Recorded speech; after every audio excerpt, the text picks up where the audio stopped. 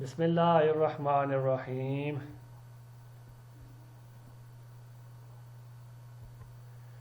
Pakistan study class 10th unit number 2 and I am Nadeem Iqbal Abbasi. بچوں، اس سے پہلے کہ اپنا ٹاپک شروع کریں، اللہ کے نبی صلی اللہ علیہ وسلم کی حدیث سماعت فرما لیں۔ اس کا مفہوم یہ ہے کہ فرمایا اللہ کے نبی صلی اللہ علیہ وسلم نے کہ اہل جنت جب جنت میں چلے جائیں گے تو دنیا کی کسی چیز کا ان کو افسوس نہیں ہوگا سوائے اس وقت کے جو دنیا میں اللہ کے ذکر کے بغیر گزر گیا۔ لیکن جنت کے مقابلے میں دنیا کی حیثیت ہی کوئی نہیں ہے، لیکن وہاں جا کے بھی افسوس رہے گا ایک چیز کا، کاش ہم دنیا میں وقت ضائع نہ کرتے، اللہ کا ذکر کرتے تو آج ہمیں بہت زیادہ فائدہ ہو جاتا۔ بڑی قیمتی حدیث ہے بیٹا کہ وقت بڑا قیمتی ہے بیٹا۔ اللہ کے نبی صلی اللہ علیہ وسلم ہر فرمان بہت قیمتی، اور یہ وقت بڑا قیمتی ہے بیٹا۔ اس وقت کا احساس ہمیں جنت میں جا کے بھی ہوگا جو ہم نے ضائع کر دیا۔ خوب اللہ کا ذکر کرنا ہے بیٹا۔ اللہ پاک پوری امت مسلمہ کو ان ارشادات پر عمل کرنے کی توفیق نصیب فرمائے۔ Today our topic is Pakistan relation with UK, EU, European Union and Japan. And the next topic is the United Nations. ایسا لو، یہ ٹاپک پڑھنے کے بعد بچے کس کا بولیں گے؟ Describe Pakistan relation with UK, European Union, Japan. Describe the formation, administration and motives of the UNO. یہ آپ ساری باتیں سیکھو گے اس لیسن، اس لیکچر کے اندر انشاءاللہ۔ The first topic is Pakistan relation with UK. Pakistan کے کیا UK سے، گریٹ برٹن سے کیا تعلقات ہیں، برطانیہ سے کیا تعلقات ہیں؟ پاکستان برطانیہ مختلف شعبۂ زندگی میں ایک دوسرے کے شانہ بشانہ رہے ہیں۔ یہ برطانیہ وہ ملک تھا جس نے سب کانٹیننٹ کو اپنی کیا کالونی بنایا تھا 1857 میں۔ 1947 میں ہم انہی سے آزاد ہوئے، اور اس کے بعد تعلقات ہمارے پاکستان کے برطانیہ کے ساتھ ہمیشہ اچھے رہے۔ پاکستان بننے کے بعد اسے دولت مشترکہ کا ممبر بنا لیا گیا۔ دولت مشترکہ ان ممالک پر مشتمل ہے جن پہ کبھی کیا برطانیہ نے قبضہ کیا تھا۔ کامن ویلتھ، پاکستان اس کا ممبر بنایا گیا 1947 کے بعد۔ جب 1955 میں سینیٹوں کا معاہدہ طے پایا تو اس میں برطانیہ اور پاکستان دونوں شریک تھے۔ پاکستان اس کا ممبر تھا، برطانیہ میں تعلقات اور قریب ہوئے، ایک دوسرے قریب ہو گئے۔ 1959 میں برطانیہ نے پاکستان کو 13 کروڑ روپے کا قرضہ دیا، اور 1961 میں برطانیہ نے سندھ طاس معاہدے کے تحت نہری پانی کے متبادل انتظام کے لیے مدد کی۔ پاکستان میں 1971 میں جب لڑائی ہوئی، پاکستان ٹوٹ گیا۔ اب برطانیہ کا کردار جو تھا وہ پاکستان کے لیے فیوریبل نہیں تھا۔ پاکستان ایکسپیکٹ کر رہا تھا کہ پاکستان ان کے معاہدے میں ان کے ساتھ ہے، برطانیہ تعلقات شروع سے اچھے ہیں، پاکستان کی مدد کرے، لیکن انہوں نے مدد نہیں کی۔ 1971 میں ذوالفقار علی بھٹو کی حکومت بنی تو انہوں نے 1972 میں دولت مشترکہ یہ کامن ویلتھ سے علیحدگی کا اعلان کر لیا۔ پھر پاکستان کے وزیر محمد خان جنیجو نے 1987 میں کیا ہے برطانیہ کا دورہ کیا، ٹھیک ہے، اور میں برطانیہ مختلف موقعوں میں پاکستان کی جو مدد کی تھی نا، تو انہیں اس کو کیا ہے وہ اپریشیٹ کیا۔ 1989 میں پاکستان کے وزیر اعظم محترمہ بینظیر بھٹو نے برطانیہ کا دورہ کیا، اور اپنے ایک ہفتے کے دورے میں انہوں نے مسئلہ افغانستان کے علاوہ پاکستان کے ایٹمی پروگرام، پاک بھارت تعلقات پر بات چیت کی۔ 1989 میں پاکستان ایک بار پھر دولت مشترکہ ممبر بن گیا۔ بھٹو صاحب کے دور میں پاکستان دولت مشترکہ سے علیحدہ ہوا تھا۔ 1989 میں بے نظیر کی گورنمنٹ کے دوران دوبارہ پاکستان دولت مشترکہ کا ممبر بنا۔ اگرچہ بھارت نے اس معاملے میں پاکستان کی شدید مخالفت کی، لیکن پاکستان کو دولت مشترکہ ممبر بنا لیا گیا۔ 2001 میں جو ورلڈ ٹریڈ سینٹر کا واقعہ ہوا، اس میں امریکہ نے اٹیک کیا اور برطانیہ نے امریکہ کے ساتھ مل کر افغانستان میں، تو پاکستان ان کا اتحادی تھا، اور 2002 میں دونوں ممالک نے دہشت گردی اور تشدد پسندی کے خاتمے کے لیے ایک دوسرے سے تعاون بڑھانے پر اتفاق کیا۔ یعنی افغانستان کی لڑائی میں پاکستان نے کیا برطانیہ کا ساتھ دیا۔ 2003 میں صدر جنرل مشرف نے لندن پہنچنے اور برطانوی وزیر اعظم ٹونی بلیئر سے ملاقات کی۔ لندن پہنچے اور برطانوی وزیر اعظم ٹونی بلیئر سے ملاقات کی۔ صدر مشرف پرویز مشرف نے ملاقات کے دوران برطانوی وزیر اعظم نے تنازع کشمیر کے حل میں تعاون کا مکمل یقین دلایا۔ اور 2001 میں دولت مشترکہ کا اجلاس یورپ کے ایک ملک جمہوریہ مالٹا میں منعقد ہوا، جس میں پاکستان کی نمائندگی وزیر شوکت عزیز نے کی۔ اس موقع پر انہوں نے کہا کہ پاکستان نے انتہا پسندی اور دہشت گردی کی جنگ میں شامل ہو کر یہ بات واضح کری کہ پاکستان دنیا میں امن چاہتا ہے۔ اور 2005 میں جو زلزلہ ہے آزاد کشمیر میں، اس میں برطانیہ نے دل کھول کے پاکستان کی مدد کی، اور اس مشکل وقت میں کیا ہے اس کی مدد قابل ستائش تھی۔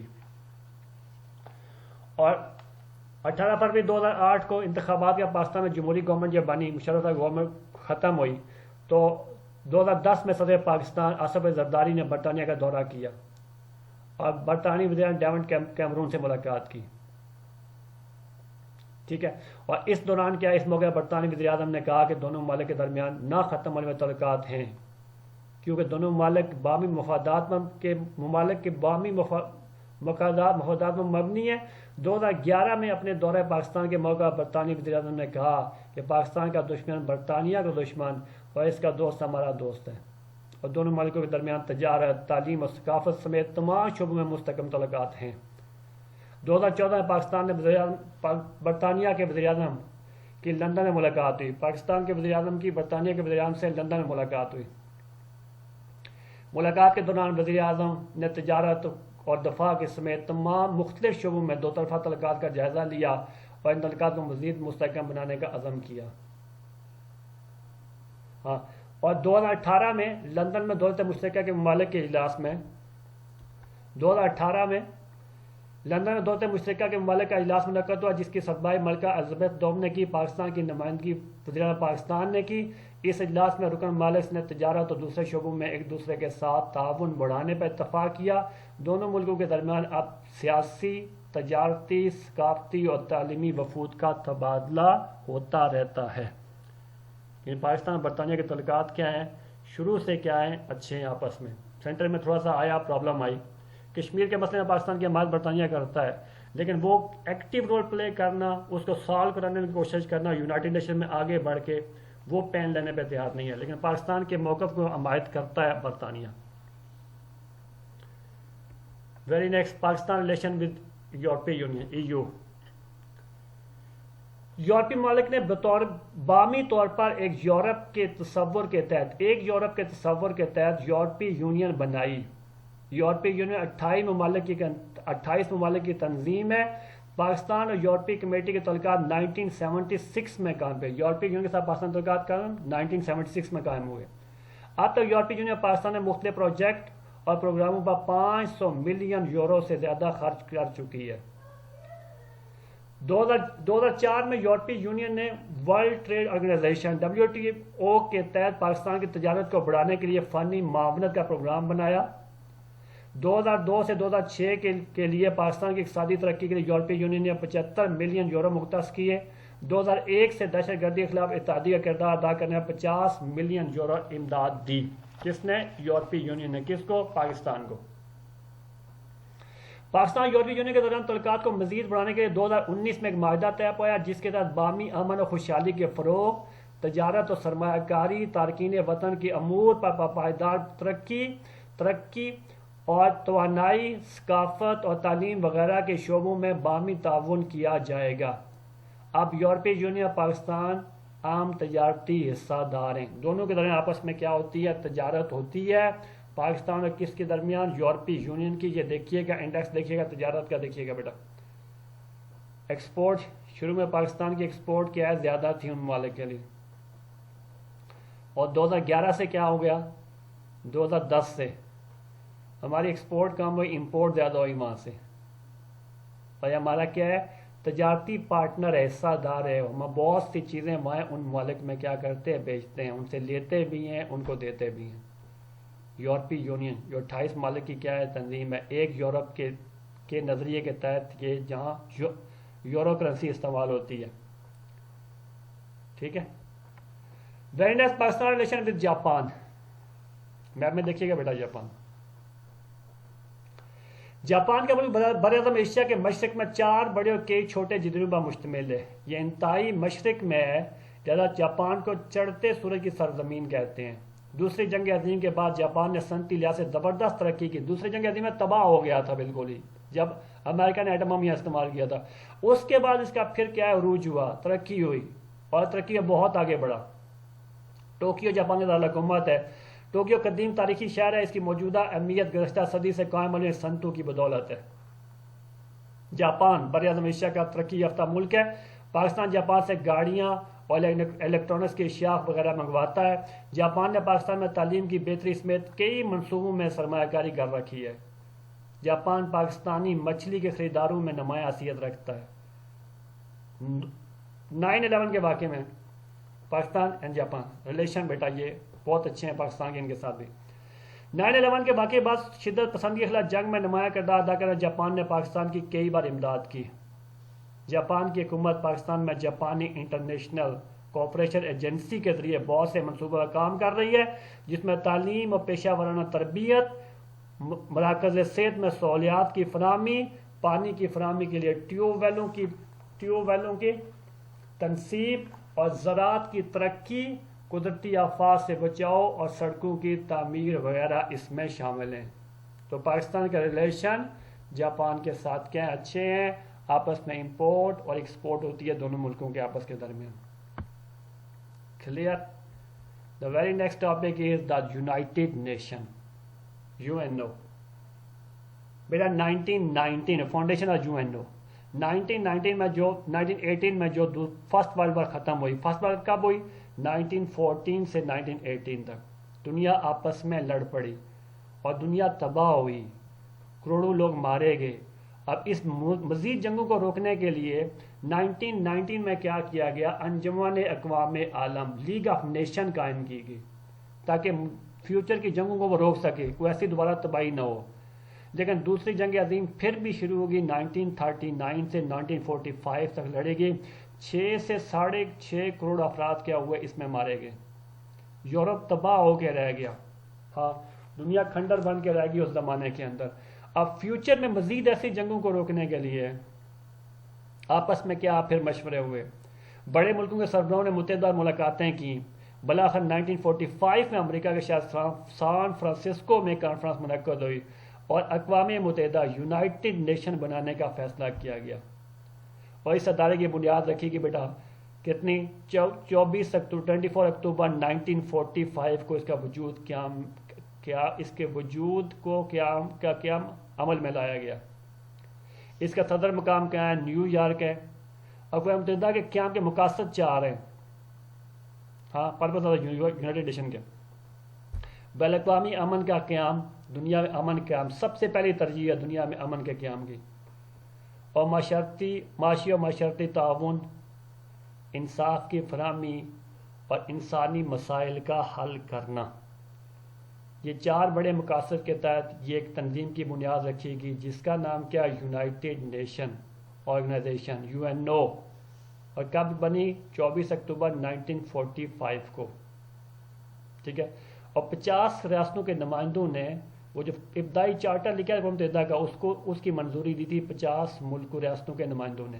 25 جون 1945 کو اقوام متحدہ کے چارٹر کی منظوری دی، اور یہ ادارہ جو بنا 24 اکتوبر 1945 کو یہ اس کا قیام عمل میں آیا تھا، اور نیو یارک اس کا کیا ہے؟ صدر مقام ہے۔ اقوام متحدہ کے ادارے، دا بیسک آرگنائزیشن UNO، کون سے ادارے ہیں اس کے؟ General assembly, security council, economic and social council, international court of justice, the secretariat, the trusteeship council. سب سے پہلے جنرل اسمبلی، ہاں جی، جنرل اسمبلی قوم متحدہ کا سب سے بڑا ادارہ ہے۔ سب سے بڑا کون سا؟ General assembly. تمام رکن ممالک کے نمائندے جنرل اسمبلی کے اجلاس میں شریک ہوتے ہیں۔ جتنے رکن ممالک ہیں نا وہ سارے کے سارے کیا جنرل اسمبلی میں ضرور بیٹھتے ہیں، ان کا نمائندہ بیٹھتا ہے۔ اس کا اجلاس ہر سال سپٹمبر کے مہینے میں منعقد ہوتا ہے۔ سلامتی کونسل کے اس کے فرائض میں کیا شامل ہے؟ اگر کوشچن آپ کو آ جاتا ہے پیپر میں کہ جنرل اسمبلی کے کیا ہے فرائض لکھیں، اس کی ذمہ داریاں لکھیں۔ سلامتی کونسل کے غیر مستقل ارکان کا انتخاب کرنا ایک ذمہ داری، معاشی و معاشرتی کونسل کے ارکان کا انتخاب کرنا، نئی ریاستوں کو رکنیت دینا اور کسی ریاست کی رکنیت کو ختم کرنا، اقوام متحدہ کے بجٹ کی منظوری دینا اور دنیا بھر میں امن کے قیام کے لیے اقدامات کرنا وغیرہ اس کے فرائض میں شامل ہیں۔ اس کی بات کر رہا ہوں جنرل اسمبلی کی، یہ کوشچن بھی آ سکتا ہے، جنرل اسمبلی کے فرائض میں لکھیے، مختصر سے یاد رکھیے گا. بچوں کے فرائض آتے ہیں، جنرل اسمبلی کے فرائض آتے ہیں، یا معاشرتی کونسل کے فرائض آتے ہیں، اور وہ ضلع کونسل کے یونین کونسل کے فرائض لکھ دیتے ہیں. بیٹا یہ یونین کونسل ضلع کونسل الگ چیزیں ہیں، اور جنرل اسمبلی یا معاشرتی کونسل یہ الگ چیزیں ہیں، یہ یونائٹڈ نیشن کے ادارے ہیں، یاد رکھیے گا. پھر سیکورٹی کونسل، یہ اقوام متحدہ کا دوسرا اور بہت عام ادارہ ہے. ہاں، یہ ادارہ اقوام متحدہ کی مرکزی انتظامیہ کا درجہ رکھتا ہے. سلامتی کونسل کے کل ارکان کی تعداد کتنی ہوتی ہے؟ 15. اور 5 ارکان اس میں کیا ہوتے ہیں؟ مستقل ارکان کیا ہوتے ہیں؟ روس، امریکہ، برطانیہ، فرانس اور عوامی جمہوریہ چین، یہ سلامتی کونسل کے مستقل رکن ہیں. ٹھیک ہے. اور سلامتی کونسل کا صدر جو ہے ہر ماہ منتخب ہوتا ہے، اور سلامتی کونسل کے جو فیصلے ہوتے ہیں نا، وہ 15 میں سے کم از کم 9 ارکان کی رائے کے مطابق طے پاتے ہیں. لیکن ضروری ہے ان 9 ارکان میں سے 5 مستقل ارکان بھی شامل ہوں، یعنی کل اس کے کتنے ارکان ہو گئے؟ 15. ٹھیک ہے. اس میں کیا ہو گئے؟ 5 مستقل اور 10 کیا ہو گئے؟ ان کا انتخاب مختلف ہوتا ہے، وہ میعاد کے لیے ہوتا ہے، وہ بدلتے رہتے ہیں، 5 نہیں بدلتے وہ والے. اب کوئی بھی فیصلہ کرنے کے لیے کتنے کہہ رہا ہے؟ 9 آدمیوں کی 15 میں سے کم از کم 9 ارکان کی رائے ہونی چاہیے، ان میں سے 5 مستقل رکن کی رائے ایک پیج پہ ہونا ضروری ہے.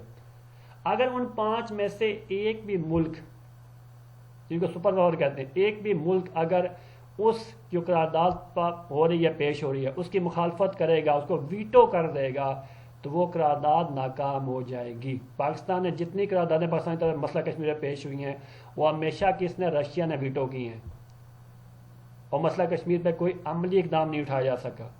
اسرائیل کے بارے میں جتنی قراردادیں پیش ہوئی ہیں، وہ امریکہ نے ویٹو کی ہیں، اور اسرائیل کے خلاف کوئی قدم نہیں اٹھایا جا سکا. سو کیا 5 ارکان کی حمایت کیا ہے؟ ضروری ہے. اس کا مقصد کیا سلامتی کونسل کا؟ دنیا میں امن کا قیام، بین الاقوامی تنازعات کا حل، نئے ممالک کی رکنیت اور اس کے خاتمے کی سفارش، بین الاقوامی عدالت انصاف کے ججوں کا چناؤ، اور جنرل سیکرٹری کے چناؤ کی سفارشات سلامتی اسمبلی کو بھیجنا، جنرل اسمبلی کو بھیجنا اس کے عام فرائض میں شامل ہے. تو سب سے پاورفل ادارہ جو کہہ سکتے ہیں یونائٹڈ نیشن کے اندر، وہ کون سا ہے؟ وہ ہے سیکورٹی کونسل. اور جنرل اسمبلی کیا کرتی ہے؟ جو امپلیمنٹ کرتی ہے نا اپنے احکامات کو، وہ سیکورٹی کونسل کے ذریعے کرتی ہے. پھر ٹرسٹی شپ کونسل، تولیتی کونسل اردو میں سے کہتے ہیں. اقوام متحدہ کے اس ادارے نے دوسری جنگ عظیم کے بعد تباہ و حال قوموں کی حالت بہتر بنانے کے لیے انتظام کیے، تاکہ وہ ان علاقوں کے عوام کی ثقافتی، تعلیمی، اقتصادی، سماجی اور دیگر ضرورتوں کی تکمیل بطور نگران کرے. اور یہ نگرانی اس وقت تک رہے گی جب تک یہ قومیں آزادی حاصل کرنے کے قابل نہیں ہو جاتی. بہت سے قومیں، بہت سے علاقے سیکنڈ ورلڈ وار کے بعد تباہ ہو گئے تھے. اب ان کو پھر اپنے پاؤں پہ کھڑا کرنا، اور اس وقت تک کیا ان کی مدد کرنا جب تک وہ آزاد نہیں ہو جاتے. اب یہ ادارہ اپنی افادیت کھو چکا ہے کہ وہ علاقے کی اپنی آزادی حاصل کر چکے ہیں، اور لیکن اس ادارے ٹرسٹی شپ کونسل نے بہت کام کیا ہے ان علاقوں کی بحالی کے لیے جو تباہ حال علاقے ہو چکے تھے. دین اکنامک اینڈ سوشل کونسل، معاشی و معاشرتی کونسل. معاشرتی و معاشرتی کونسل کے ارکان کی تعداد کتنی ہے؟ 54. کتنی؟ ٹوٹل 54. ان کا چناؤ اقوام متحدہ کی جنرل اسمبلی اور سلامتی کونسل مل کر کرتی ہے. ہر رکن کی میعاد 3 سال ہے، اور 1/3 ارکان ہر سال ریٹائرڈ ہو جاتے ہیں. اس کی جگہ نئے ارکان منتخب کر لیے جاتے ہیں. کونسل کے اجلاس سال میں 3 بار منتخب کیے جاتے ہیں. اس کے علاوہ خصوصی اجلاس بھی بلایا جا سکتا ہے.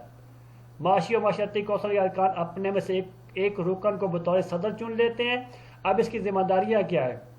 انسانوں کے معیار زندگی کو بلند کرنا، معاشی و معاشرتی ترقی کی کوشش کرنا، تعلیمی، سائنسی اور ثقافتی شعبوں میں تعاون، بے روزگاری، غربت اور بیماری کو دور کرنے کے لیے منصوبہ بندی کرنا وغیرہ اس کے فرائض میں شامل ہیں. کس کے؟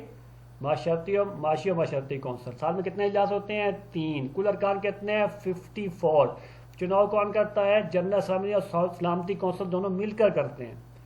اور انسان کو معیار زندگی کو بلند کرنا، اور معاشرتی کیا ترقی کی کوشش کرنا، تعلیمی مسائل، سائنسی اور ثقافتی شعبوں میں تعاون، بے روزگاری خاتمہ، غربت اور بیماری کو دور کرنے کے منصوبہ بندی وغیرہ بہت سے اعلیٰ مقاصد ہیں جو پوری دنیا میں یہ اکنامی اور سوشل کونسل کر رہی ہے، اور بہت سے غریب ملکوں میں جا کے یہ مدد کرتی ہے تعلیم کے سلسلے میں اور باقی بہت ساری چیزوں کے سلسلے میں۔ پھر انٹرنیشنل کورٹ آف جسٹس، بین الاقوامی عدالت انصاف۔ اقوام متحدہ میں بین الاقوامی عدالت انصاف ایک عام عضو ہے۔ عدالت کے ججوں کی کل تعداد ہے 15 جو مختلف ممالک سے تعلق رکھتے ہیں۔ ان کا چناؤ 9 سال مدت کے لیے جنرل اسمبلی اور سلامتی کونسل مل کر کرتی ہیں۔ 15 جج ہوتے ہیں انٹرنیشنل کورٹ آف جسٹس کے اندر، اور ایک ملک سے زیادہ ایک جج ہو سکتا ہے، ایک سے زیادہ نہیں ہو سکتا، ٹھیک ہے۔ عدالت اپنے فیصلے حاضر ارکان کی اکثریت کے رائے کے مطابق فیصلہ کرتی ہے۔ حاضر ارکان کی اکثریت کی رائے کے مطابق فیصلہ کرتی ہے۔ ریاستوں کے مابین تنازعات کا حل کرانا اقوام متحدہ کے منشور میں شامل ہے، نیز تمام موضوعات پر مقدمات کی سماعت کرنا، بین الاقوامی قوانین کی تشریح اور توضیح کرنا، اقوام متحدہ کے مختلف اداروں کو قانونی مشورہ دینا اس کے فرائض میں شامل ہے۔ اس کا تازہ ترین کیس آپ کے سامنے ہے، وہ کلبھوشن یادو کا جو کیس تھا۔ اب لازمی انٹرنیشنل کورٹ آف جسٹس میں وہ کیس جاتا ہے جب دونوں ریاستیں کیا ہیں جن کا آپس میں جھگڑا ہے وہ اس کو وہاں پہ لے جانے پہ راضی ہوں۔ اب کشمیر کا مسئلہ وہاں پہ کیوں نہیں جاتا؟ انڈیا راضی نہیں ہوتا، ٹھیک ہے، انڈیا کو پتہ ہے وہ غلطی پہ ہیں اور وہاں پہ وہ کیس وہ ہار جائیں گے، اس لیے وہ لے کے وہاں پہ نہیں جاتا۔ اس کا کوئی بھی کیس ڈسپیوٹڈ کیس جس میں دونوں کنٹری راضی ہوں وہ جاتا ہے۔ اب کلبھوشن یادو کے سلسلے میں کیا پاکستان کو پتا تھا ہم کیا ہے رائٹ پہ، انڈیا غلط ہے؟ انڈیا خود کیس کو لے کے گیا انٹرنیشنل کورٹ آف جسٹس میں، اور پاکستان نے کہا لے جاؤ، خیر ہے، پاکستان نے اس کو روکا نہیں۔ اور جو کیس اب وہاں انٹرنیشنل کورٹ آف جسٹس میں گیا، پاکستان کو پتا تھا ہم رائٹ پہ ہیں، یہ غلط ہیں، اور انڈیا وہاں پہ کیس ہار گیا۔ انڈیا کی اور بدنامی پوری دنیا کے سامنے کہ یہ وہ دہشت گرد ملک ہے جو ٹرین کر کے اپنے بندوں کو پاکستان میں بھیجتا ہے دہشت گردی کے لیے، اور پاکستان کی یہی خواہش تھی کہ ہائی لائٹ ہو، بدنام ہو پوری دنیا کے اندر۔ کلیئر؟ کتنے جج ہوتے ہیں اس میں؟ 15۔ ہر ملک سے تقریباً ایک ملک سے ایک جج، ایک سے زیادہ نہیں، اور کتنے عرصے کے لیے بنتے ہیں؟ 9 سال کے لیے۔ کلیئر؟ ویری نیکسٹ، سیکریٹریٹ، یہ اقوام متحدہ کا ریکارڈ آفس ہے اور نیو یارک میں قائم ہے، جہاں سارا ریکارڈ اس کا مینٹین کیا جاتا ہے۔ سیکریٹریٹ کا سربراہ سیکرٹری جنرل کہلاتا ہے، اور اس کی معاونت کے لیے کئی سیکرٹری بھی چنے جاتے ہیں۔ سیکرٹری جنرل اقوام متحدہ کا سب سے بڑا کیا کہہ سکتے ہیں اور عہدے کے لحاظ سے، اس کی معاونت کے لیے کئی سیکرٹری بھی چنے جاتے ہیں۔ جنرل اسمبلی اور سلامتی کونسل سیکرٹری جنرل کو 5 سال کے لیے منتخب کرتی ہیں۔ سیکرٹری جنرل کتنے عرصے کے لیے بنتا ہے؟ 5 سال۔ منتخب کون کرتا ہے؟ جنرل اسمبلی اور سلامتی کونسل، یہ دونوں مل کے سیکرٹری جنرل کو 5 سال کے لیے منتخب کرتے ہیں۔ تمام اداروں کے اجلاسوں کی کارروائی اور خط و خطابت وغیرہ کا ریکارڈ محفوظ کرنا اس کے عام فرائض میں شامل ہے۔ جتنی اجلاسوں کی کارروائی ہوگی، جو ہوگا ڈاکومنٹس جو وہاں پہ ریکارڈ محفوظ کیا جائے گا، وہ پہ کہاں پہ ہوگا؟ سیکریٹریٹ کے اندر۔ کلیئر؟ تو یہ ایک تنظیم ہے بیٹا، جس کو کیا کہتے ہیں؟ یونائٹڈ نیشن آرگنائزیشن کہتے ہیں۔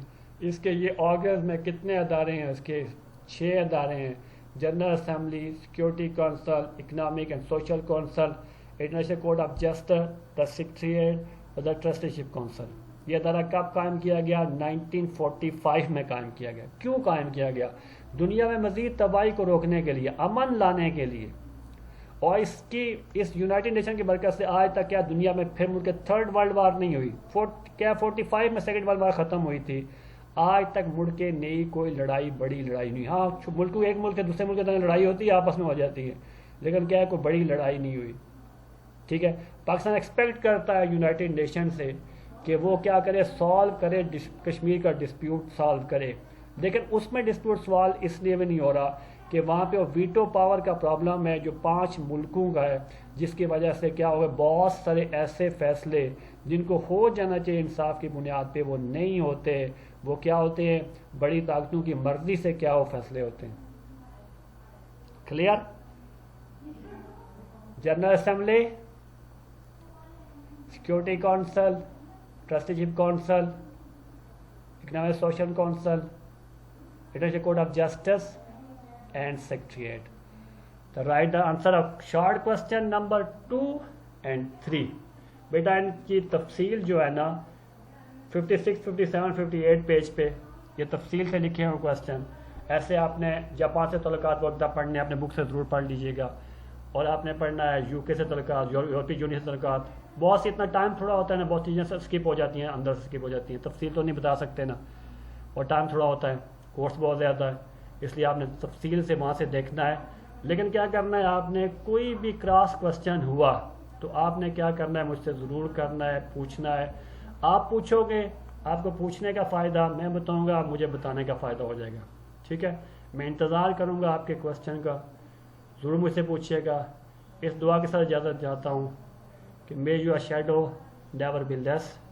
جزاک اللہ خیرہ, حسن جزا. السلام علیکم ورحمۃ اللہ.